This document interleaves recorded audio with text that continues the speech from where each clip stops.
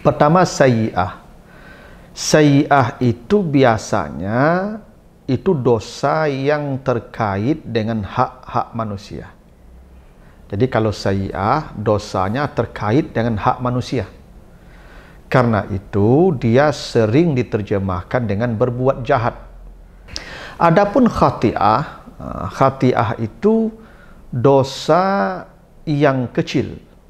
Jadi dosanya dosa kecil yang terjadi bisa karena sengaja, bisa tidak sengaja, bisa lupa, bisa terpaksa. Jadi khati'ah itu dosa kecil yang boleh jadi terjadinya sengaja atau tidak sengaja, atau karena lupa atau karena terpaksa. 3, zanbun. Zanbun itu artinya ekor. Makanya ekor itu bahasa Arabnya zanbun, jamaknya zunub. Jadi zanbun itu dosa kecil. Jadi ekor dosa yang bisa diampuni dengan amal-amal saleh.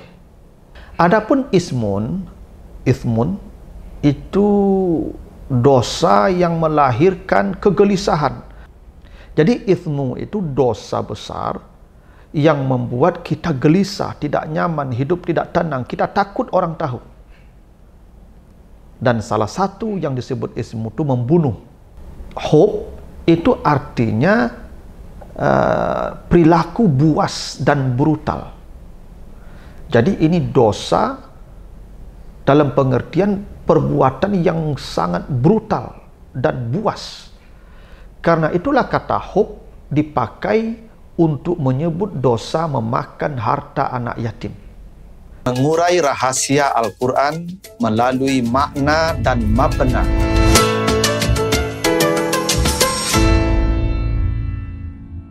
Assalamualaikum warahmatullahi wabarakatuh. Alhamdulillahil ahadis samad, lam yalid wa lam yulad wa lam yakul lahu kufuwan ahad. Allahumma salli ala Muhammad afsahi man natika biddad wa alihi wa ashabihi ila yaumil wa'ad, amma ba'd. Para pemirsa program Makna dan Mabna yang dimuliakan Allah, kembali kita lanjutkan bahasan kita tentang struktur dan bangunan kata dan kalimat di dalam Al-Quran, serta pesan dan makna di balik bangunan dan struktur kata dan kalimat di dalam ayat-ayatnya tersebut. Kali ini kita akan bahas tentang makna kata dosa di dalam Al-Quran, di mana kata dosa paling tidak ada 5 kata yang dijadikan sebagai sebutannya. Pertama ada kata sayyi'ah, yang kedua ada kata khati'ah, yang ketiga ada kata zanbun, yang keempat ada kata ismun, yang kelima ada kata hubun.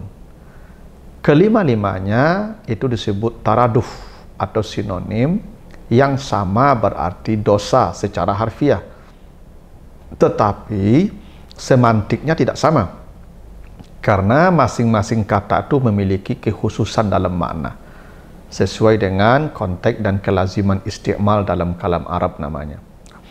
Baik, apa bedanya kelima istilah ini walaupun semuanya diterjemahkan dengan dosa? Pertama, sayyi'ah. Sayyi'ah itu biasanya itu dosa yang terkait dengan hak-hak manusia. Jadi kalau sayyi'ah, dosanya terkait dengan hak manusia.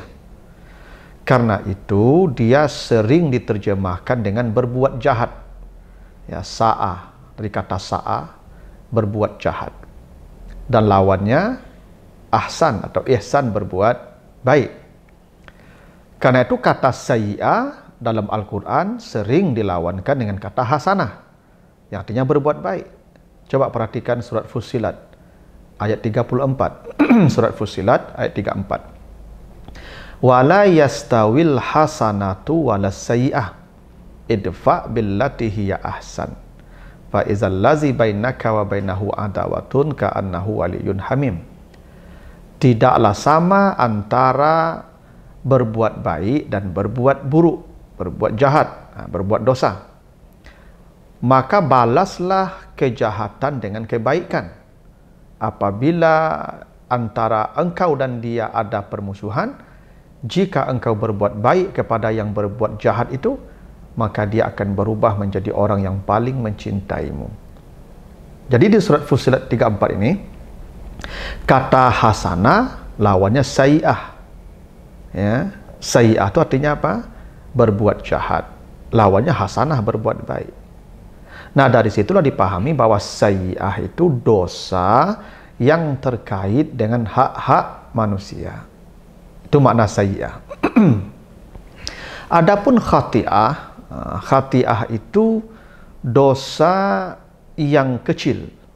Jadi dosanya dosa kecil yang terjadi bisa karena sengaja, bisa tidak sengaja, bisa lupa, bisa terpaksa. Jadi khati'ah itu dosa kecil yang boleh jadi terjadinya sengaja atau tidak sengaja, atau karena lupa atau karena terpaksa. Itu khati'ah. Karena itulah ketika Nabi Ibrahim menyebut dosanya berbohong, dia kena berbohong, maka dosa Ibrahim berbohong itu disebut dengan kata khati'ah. Coba lihat surat Asy-Syu'ara, ya, surat Asy-Syu'ara ayat 82. Wallazi atma'u an yaghfira li khati'ati yaumaddin. Saya sangat berharap Allah mengampuni dosa saya di hari kiamat. Dosa Nabi Ibrahim itu disebut khati'ati, dosaku. Apa dosa Ibrahim? Dia pernah berbohong. Yang bohongnya disebutkan di surat As-Saffat 89. Ketika semua orang disuruh menyembah berhala, maka Nabi Ibrahim berkata, "Inni sakim, saya sedang sakit." Padahal dia sehat. Tapi dia terpaksa berbohong supaya dia tidak ikut menyembah berhala. Maka dia berkata kepada kaumnya, "Inni sakim, saya sakit." Dia berbohong karena terpaksa. Hanya itu cara menyelamatkan dia dari menyembah berhala. Maka dia berkata, "Saya berbohong, saya sakit."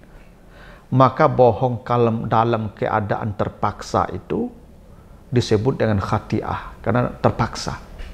Jadi dosa yang dikerjakan karena mungkin sengaja atau tidak, atau mungkin karena lupa, atau mungkin karena terpaksa, tapi dosa kecil, maka itu disebut dengan khati'ah. Okay. 3, zanbun. Zanbun itu artinya ekor. Makanya ekor itu bahasa Arabnya zanbun, jamaknya zunub.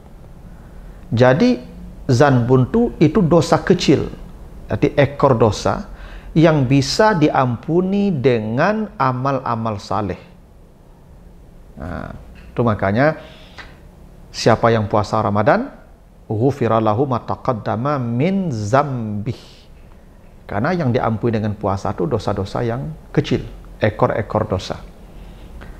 Siapa yang melaksanakan ibadah malam, man qama Ramadan dan seterusnya, ghufira lahu ma taqaddama min zanbih.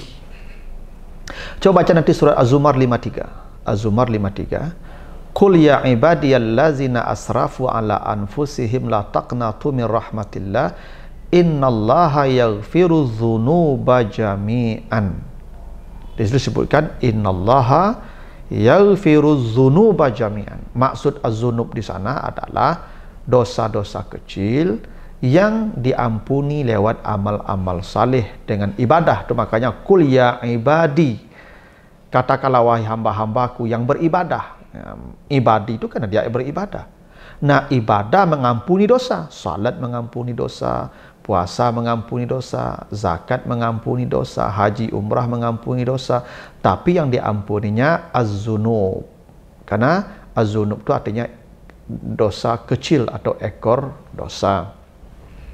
Adapun ismun itu dosa yang melahirkan kegelisahan dan kecemasan, ketakutan. Itu kenapa dalam hadis Muslim disebutkan, Nabi ditanya apa itu dosa, kata Nabi al-ithmu, Nabi menyebut al-ithmu di sana, al-ithmu mahaka fi sadrik wa karihta an yattali alaihin nas. Dosa itu yang membuat dadamu sesak, yang membuat engkau ketakutan, yang membuat engkau tidak nyaman kalau orang lain tahu. Jadi ithmu itu dosa besar yang membuat kita gelisah, tidak nyaman, hidup tidak tenang, kita takut orang tahu. Dan salah satu yang disebut ismu itu membunuh. Karena membunuh dosa besar, dan orang yang membunuh pasti ketakutan dan gelisah. Coba baca Al-Maidah 29. Ya, Al-Maidah 29. Inni uridu an tabu abi ismi wa ismika fatakuna min ashabin nar. Ini Habil ya. Ketika Kabil hendak membunuhnya, maka kata Habil, kalau engkau membunuh saya, engkau akan membawa dosa besar dan engkau memikul juga dosa saya. Nah, dosa membunuh itu disebut ismi. Uridu antabu abi ismi. Kenapa membunuh dosanya ismu? Pertama, memang dosa besar. Yang kedua, membunuh akan menghasilkan kegelisahan sepanjang masa. Kalau orang pandai membunuh seseorang, maka hidupnya akan ketakutan, akan gelisah sepanjang masa. Itu kenapa dosa membunuh disebut al-ismu, karena al-ismu, kata Nabi, mahaka fi sadrik, yang membuat jiwamu tidak akan pernah tenang. Itu al-ismu. Nah, adapun hub, ya, hub itu dalam kamus itu artinya zajarul ba'ir liyamdiyah. Jadi onta itu kalau marah, ya, dia akan mengeluarkan bunyi, mengeram. Eraman onta yang marah, yang muncul sifat wahsyahnya. Karena onta itu pada prinsipnya hewan jinak, tapi dia bisa menjadi hewan buas, bahkan bisa membunuh orang kalau dia lagi marah. Maka kebuasan onta ketika marah itu disebut dengan hub. Zajarul ba'ir liyamdiyah. Begitu dalam kamus diartikan. Jadi hub itu artinya perilaku buas dan brutal. Jadi ini dosa dalam pengertian perbuatan yang sangat brutal dan buas. Karena itulah kata hub dipakai untuk menyebut dosa memakan harta anak yatim. Coba perhatikan nanti ya, surat An-Nisa ayat yang kedua. Wa atul yatama amwalahum wa la tatabaddalul khabisa bit-thayyib wa la ta'kulu amwalahum ila amwalikum innahu kana huban kabira. Jadi memakan harta anak yatim, mengganti harta anak yatim, menyembunyikan harta anak yatim, tidak menyerahkan harta anak yatim, itu disebut hub. Itu sikap yang brutal dan beringas. Bagaimana mungkin seseorang tega menghabiskan harta anak yatim? Bapaknya sudah mati, ibunya kemudian dinikahi orang, dibawa pergi, dia tinggal sendiri, hartanya diambil pula, dimakan pula. Maka memakan harta anak yatim itu disebut dengan hub, karena itu perilaku yang sangat beringas, brutal. Karena itulah dosa yang paling besar itu disebut hub. Ya. Karena ini dosa yang merupakan kezaliman yang paling besar. Nah, itulah bedanya antara sayyi'ah, khati'ah, zanbun, ismun, dan hub. Sekalipun kelima-limanya sama diterjemahkan dengan dosa ya di dalam Al-Quran, tetapi makna dosa itu tidak sama sesuai dengan konteksnya dan kelaziman penggunaan dalam kalam Arab. Begitu, mudah-mudahan ada manfaatnya. Lebih kurang mohon maaf. Assalamualaikum warahmatullahi wabarakatuh.